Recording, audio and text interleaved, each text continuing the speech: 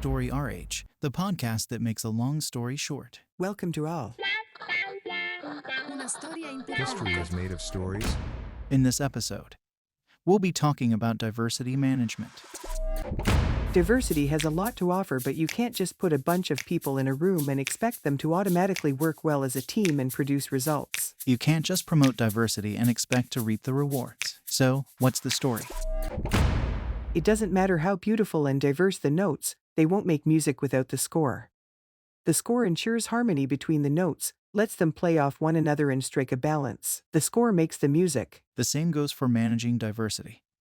It's about finding the right tempo for the team. It's about creating the right conditions for cooperation, working together towards a common goal. Above all, diversity management comes down to management. The role of the manager is the same: lay the foundations for effectiveness and commitment, and empower the team to meet its goal. Even so, those basic principles of management aren't always applied, and without them, diversity management is just a pipe dream. The trick is to first focus on the fundamentals while focusing on a few key areas specific to dealing with diverse groups. The first is respecting differences. People are different, but the bigger those differences and the more of them there are in a group, the harder they can be to accommodate, recognize, and respect. How many times have you heard someone say something offensive but insist they were just joking?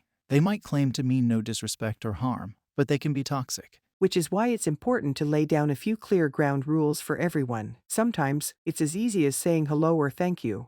And managers should lead by example, both in their own behavior and in the way they ensure the whole team follows the rules. In some cases, they might have to resort to disciplinary action and warnings, involving the HR department where necessary. The second key to managing diversity is ensuring everyone is treated equally. That holds true for any group or team. Managers need to ensure equity, which underpins commitment. A sense of injustice is a huge source of demotivation. Right, but it can be hard to strike that balance in a team whose members are very different from one another, for the simple reason that managers are people, and, like other people, they have their own prejudices and stereotypes, which they need to be aware of to make sure they don't sway the decision-making process. The third thing is the way managers bring the team together. Although it might seem easier to unite a group of people with similar backgrounds, uniting a diverse group of people comes down to the same thing: identifying and building on what they have in common. At first glance, that common denominator might be elusive, but people always have something in common, be it shared skills and experiences or similar sources of motivation,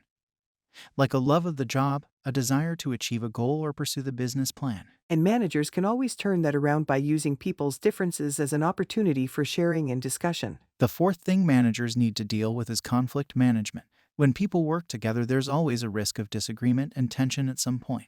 Diverse groups of people are no exception, especially since their obvious differences can create misunderstandings, fear, and contempt. Managers play a key role in diffusing those tensions to make sure they don't turn into conflict. That requires rules and penalties when people step out of line. But those kind of measures should go hand in hand with a drive to build trust, empowering everyone in the group to say what's on their mind. Still, conflict management is no excuse for sterile interaction. As long as confrontation doesn't cause offense, disagreements and differences can be a source of creativity if you know how to listen, accept, and nurture. That's our fifth point of focus. Encouraging critical thinking by comparing points of view is contrast. When constructive and respectful, provides a wellspring of ideas and is a good way to challenge the status quo. All of that depends on an ability to first build trust, and that can't happen if differences are not respected. Here again, the manager's ability to lead from the front goes a long way. Managers need to be able to accept constructive criticism and be willing to challenge themselves and embrace new ideas. To recap, at the end of the day, diversity management comes down to management, but with a deliberate focus on a few key areas. 1. Respect differences. 2. Ensure fair treatment. 3. Bring people together as a group. 4. Manage conflict. 5. Encourage critical thinking. Is that right? Exactly right. Way to make a long story short.